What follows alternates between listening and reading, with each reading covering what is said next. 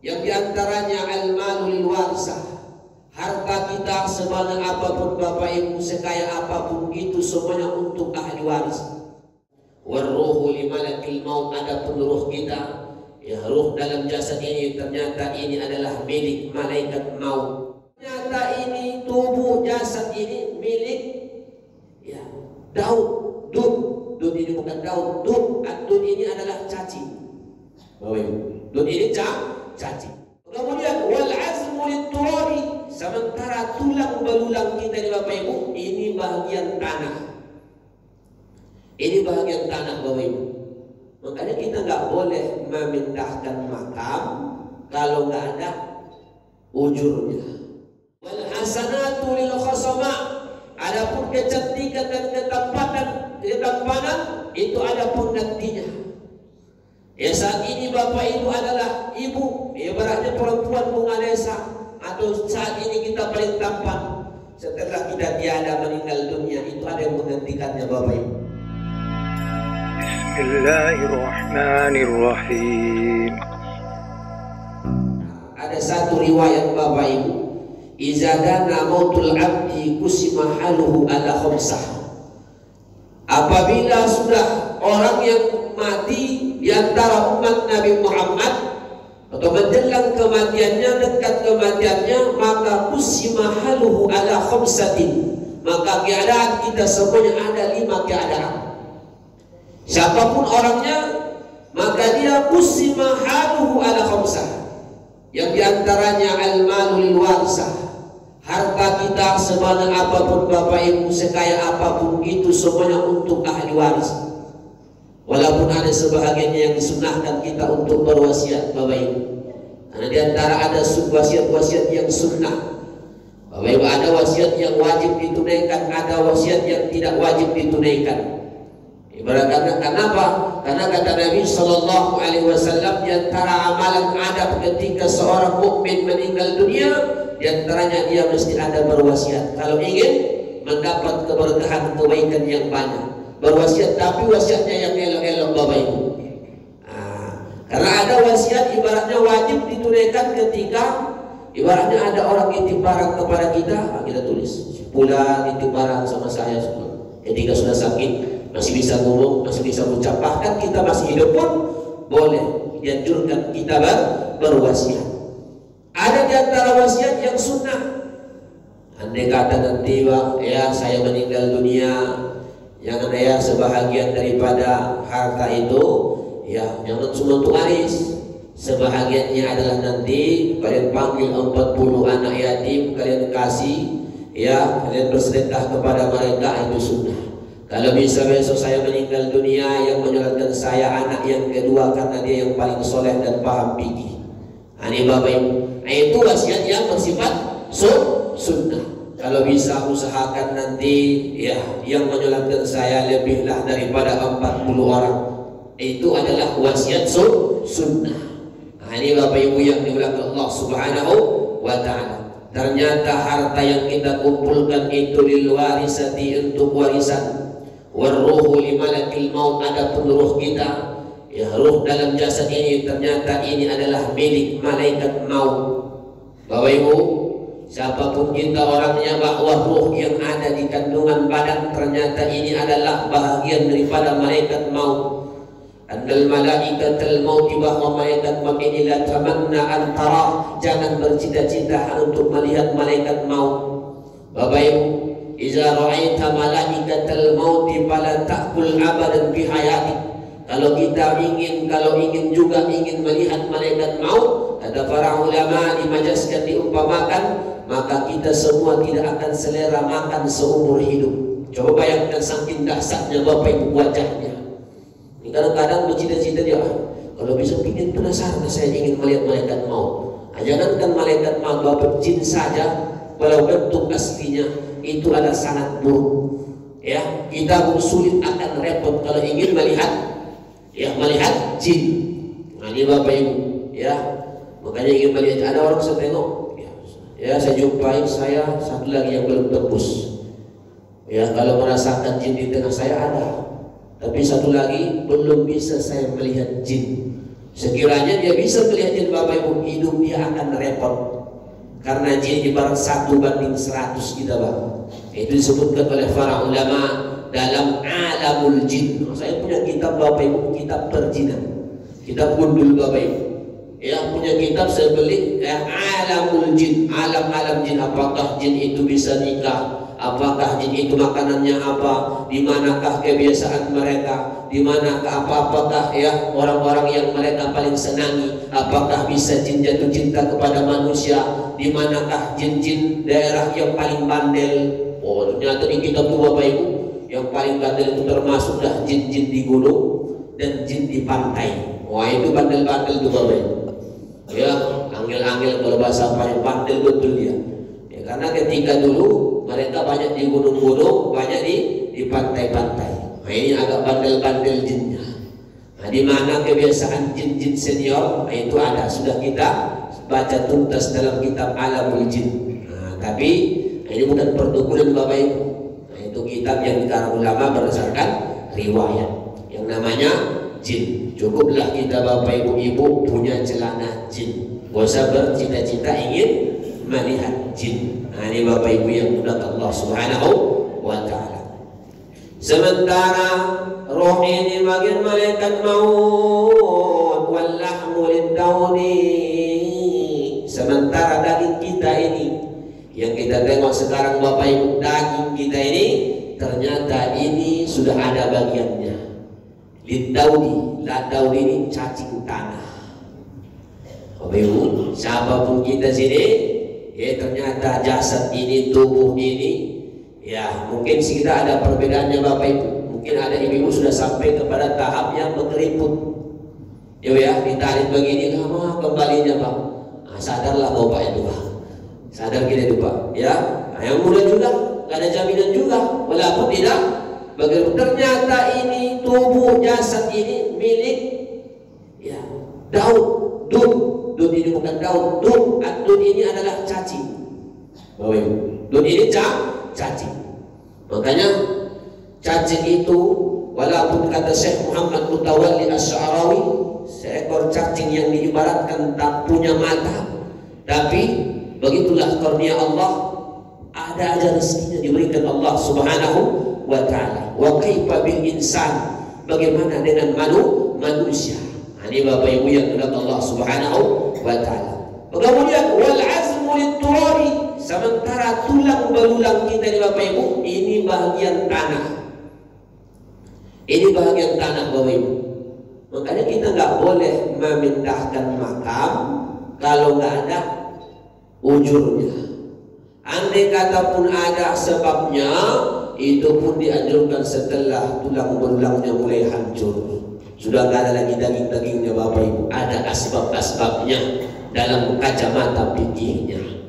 Nah, jadi tulang ini, ya tulang wal azmu lit-turab, untuk tanah. Nah, beda tulang kita dengan Nabi, beda Bapak Ibu. Ini bulan Maulid Nabi Muhammad itu tulang satu. Makanya Nabi itu dia arba'ina kuwatan rajulan, diberikan 40 kekuatan. Seperti 40 kekuatan laki-laki yang perkasa. Ini yang diberikan kepada Nabi Sallallahu Alaihi Wasallam. Makanya Nabi itu tangannya ahli gulat.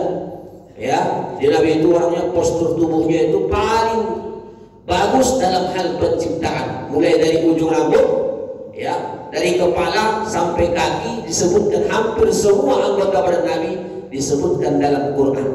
Nah, ini Bapak Ibu yang dimuliakan Allah Subhanahu wa ta'ala. Sama Pak, sampai tua Nabi SAW masih bagus badannya. Ya, cuma agak gemuk, maksudnya agak besar pas tuanya.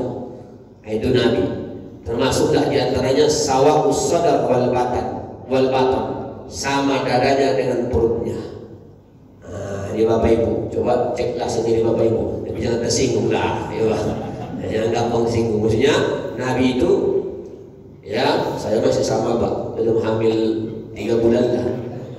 Ya, jadi kalau ada begini Pak, itu berbid'ah itu. Nah, tidak mengikut Nabi Sallallahu Alaihi Wasallam. Ini menunjukkan kesempurnaan Rasulullah Sallallahu Alaihi Wasallam. Mulai postur tubuhnya. Di Bapak Ibu beli itu terjemahnya itu terjemah Sama'il Muhammadiyah. Itu bagus juga Bapak Ibu selang-selang waktu baca. supaya menambah terus memupuk kecintaan kita kepada Rasulullah saking sempurnanya Rasulullah. Karena ada sudah diterjemahkan berapa harganya itu, sudah iklan itu. Ya saya dikasih kawan, ya, cuma saya kitab kuningnya, tapi ada saya tengok yang terjemahnya, bagus saya tengok terjemahnya. Baca-baca bagaimana ya fisik Rasulullah, mulai dari tubuhnya, alisnya, mulai ya lam yaqa zubab ala wajhil karim, seekor lalat pun tak berani hingga, bagaimana keringatnya Nabi kal miski laksana minyak kasturi. Kalau Ustaz Asyik buat beda keringatnya Bapak Ibu. Nah, kalau kita beda keringatnya, kalau Nabi laksana minyak kasturi, kalau kita cobalah kumpulkan masukkan kolam mati konten ikannya. Nah, ini Bapak Ibu yang dimuliakan Allah Subhanahu wa Ta'ala. Bagaimana cara jalannya Nabi, bagaimana duduknya Nabi, bagaimana Nabi iza yatakallam, kalau Nabi itu berbicara ya ka'annahu yakhrujun nur baina asnanihi, seakan-akan ya ada yang keluar gemilang cahaya di antara sela-sela giginya. Indah, begitulah keindahan kesempurnaan Rasul. Ahsana khalqan wa khuluqa, zahir batin bagus indah, itulah Rasulullah sallallahu alaihi wasallam. Ketampanannya 100% hanya diberikan oleh Allah dalam riwayat adalah satu sidirnya, satu saja diberikan kepada Nabi Muhammad. 9 ini disimpan, nanti ini khusus liyaumil qiyamah bagi umat Nabi Muhammad SAW yang diberikan akan bisa menatap wajah Rasulullah sallallahu alaihi wasallam. Kalau Nabi Yusuf diberikan 9-9-nya, Bapak Ibu, diberikan 9-9, makanya sempat mereka sampai Nabi Yusuf menimbulkan fitnah kepada kaum wanita. Itu 9 dibukakan kepada sidir ketampanan Nabi Yusuf. Cuma dia 25%. Dari 25% itu persen-persenlah kepada kita Bapak Ibu. Ya, persennya itu sama-sama kita. Nah, itu disebutkan ada khusus kitab membahas tentang masalah al-jamal, ketampanan. Cuma Nabi Muhammad iza ra'at al-mar'atu bisahwatiha, kalau wanita ingin menatap wajah Nabi dengan nafsu semata, faka'annama ra'at as-samsa fi asna'in nahar, maka dia seperti melihat matahari di siang bolong. Nah, berbeda dengan Nabi Yusuf. Kalaulah Allah buka, kata ulama, sidir yang 9 pada Nabi ketika hidup di dunia, kalaulah imra'atu Yusuf babakna aydiyahunna, kalaulah wanita ya di zaman Nabi Yusuf sampai mengiris tangan mereka tanpa sadar, kalau Allah bukakan sidir 9 Nabi ketika di dunia, laqataqna qulubahunna, mungkin mereka tak sadar mengiris hati mereka. Banyak saking apanya, histerisnya. Ya wow, amazing kata dia mereka. Nah, itulah Rasulullah sallallahu alaihi wasallam. Makanya 3 nabi yang paling tampan Bapak Ibu. Nabi Yusuf, Nabi Muhammad, Nabi Yusuf, Nabi Adam alaihi salatu wassalam. Cuma Nabi Adam jarang disebutkan ketampanan. Ini Bapak Ibu, ya. Nabi Adam, tapi bukan Adam Smith. Ya, Nabi Adam alaihi salatu wassalam. Ini Bapak Ibu yang dimuliakan Allah Subhanahu wa Ta'ala. Wal hasanatu lil khasama, adapun kecantikan dan ketampanan itu ada penggantinya.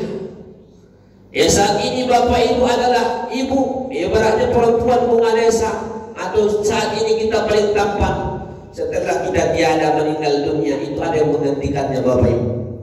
Ya, setampan apapun kita, secantik apapun kita, ada yang menggantikan posisi kita, siapapun kita. Ya, maka itu tapi wasyaitan lisanul iman, tapi ada setan yang khusus bahagian dia bagaimana iman kita dicabut. Wah, inilah yang paling parah Bapak Ibu. Tapi setan punya bagian bagaimana umat Nabi Muhammad ini lisanul iman, kalau lemah imannya, diupayakannya imannya tercabut indal maut, ketika dia mati. Nah, ini bagian setan.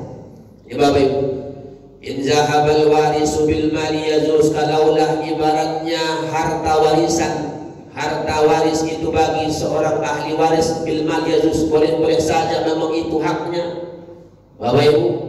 Wa in zahaba malakul maut bir ruh yajuz, kalaulah malaikat maut itu mengambil roh kita, memang itu bagiannya, boleh saja. Wa in zahaba daudu bil lahmi yajuz, kalaulah nanti cacing tanah menyantap kita punya badan, daging sampai habis, memang itu sudah bagiannya. Yazuz boleh-boleh saja. Ya, wa yaj'al khasama bil hasanat yazuz. Kalaulah ada yang menggantikan ketampanan kita, regenerasi yang menggantikan kita, itu wajar ya. Nah, kalau kita sudah mati pasti ada yang tampak lagi yang menggantikan kita, sebutan yang indah, itu boleh-boleh saja. Tapi ya ayat syaitan la yazhabu bil iman indal maut. Tapi ada yang nggak boleh, jangan sempat setan berhasil ya ketika detik akhir hayat kita dicabutnya kita punya iman. Nah, ini yang paling dikhawatirkan. La yajuz. Nah, ini Bapak Ibu nggak boleh. Kenapa? Fa innahu yakunu firaqan minad din. Kalaulah ini bisa, berarti kita telah berpisah dari agama. Fa inna firaqar ruhi lil jasad ghairu firaqir rabb. Kalau ruh yang berpisah dari jasad itu bukan pertanda kita berpisah dari Allah. Tapi kalau iman sudah berpisah dari diri kita, inilah orang yang paling rugi, berarti kita berpisah dengan Allah Subhanahu wa ta'ala. Inilah Bapak Ibu yang dimuliakan Allah Subhanahu wa ta'ala. Kenapa? Karena setan ini Bapak Ibu dia akan berusaha, ya, berusaha. Makanya Imam Abu Hanifah pernah ditanya, ya Syekh, ayu zambin akhwafu bisalbil iman. Dosa apakah yang paling dikhawatirkan orang itu akan dicabut imannya? Pertama, tarukus syukri alal iman. Kita sering sekali meninggalkan bersyukur atas nikmat iman. Bapak Ibu, kita ini mesti bersyukur, Pak. Masya Allah, alhamdulillah, kau jadikan aku barisan para orang baik.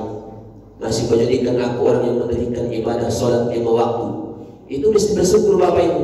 Makanya ada namanya sujud syukur. Di antara asbab sujud syukur itu banyak, Bapak Ibu. Di antaranya ketika hujud nikmah, hujumun nikmah, kita dapat nikmat tiba-tiba. Dapat tiba-tiba seperti lahir cucu, lahir anak, Bapak Ibu. Atau ibaratnya selama ini kita sakit parah, tiba-tiba sembuh. Nah, ini juga kita dianjurkan sujud syukur.